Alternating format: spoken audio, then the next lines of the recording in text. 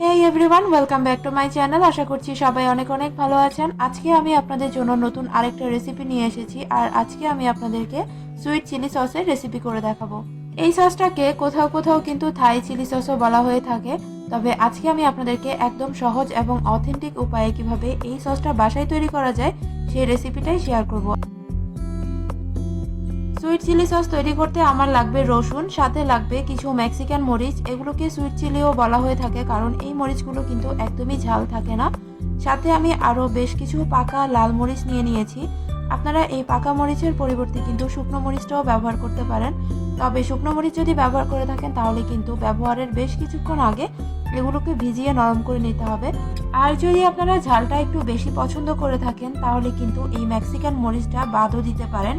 যেহেতু ঘরেই বানাচ্ছেন, আপনি আপনার পছন্দের মতো কিন্তু অ্যাডজাস্ট করে নিতে পারেন। এখানে আমি একটা বড় সাইজের রসুন ছিলে নিয়েছি, সাথে আরও 250 গ্রাম মেক্সিকান মরিচ এভাবে ছোট ছোট পিস করে নিয়েছি। সাথে নিয়ে নিয়েছি আমি আমার পছন্দ মতো লাল মরিচ। এবার এই সবগুলোকে একসাথে ব্লেন্ড করে নিয়েছি। আপনারা দেখেই বুঝতে পারছেন আমি কিন্তু একদম মিহি করিনি, হালকা একটু আধা ভাঙা করে ব্লেন্ড করে নিয়েছি। আপনারাও কিন্তু ঠিক এভাবে ব্লেন্ডটা করে নেবেন। এখানে আমি 3 টেবিল চামচ কর্নফ্লাওয়ার নিয়ে এতে আমি প্রায় 2 টেবিল চামচের মতো পানি দিয়ে ভালো মতো মিক্স করে নিচ্ছি। এটা কিন্তু আমার এখন লাগবে না, সসটা তৈরি করার একদম শেষ পর্যায়ে লাগবে, তবে আমি আগে থেকেই এই প্রিপারেশনটা করে রাখছি। এখন আমি যে হাঁড়িতে সসটা তৈরি করব সেখানে আমি সবগুলো ব্লেন্ড করা উপকরণ ঢেলে দিচ্ছি। তারপর এটা আমি দিয়ে দিচ্ছি আমার পছন্দ মতো পরিমাণ পানি। পছন্দ মতো বলছি কারণ হচ্ছে সসটা কতটুকু আপনারা ঝাল চান বা কতটুকু পাতলা অথবা ঘন চান সেটা ডিপেন্ড করবে আপনাদের উপর। আমি আমার পছন্দ মতো পরিমাণ পানি দিয়ে দিয়েছি। এবার এতে আমি অ্যাড করে দিচ্ছি 1 চিমটি পরিমাণ লবণ। এরপর এতে আমি অ্যাড করে দিচ্ছি স্বাদ মতো চিনি। চিনিটা কিন্তু আমি একবারে অ্যাড করব না, 2 থেকে 3 বারে অ্যাড করব। এতে করে আমি আমার পছন্দ মতো টেস্টটা একদম পারফেক্টলি করতে পারবো।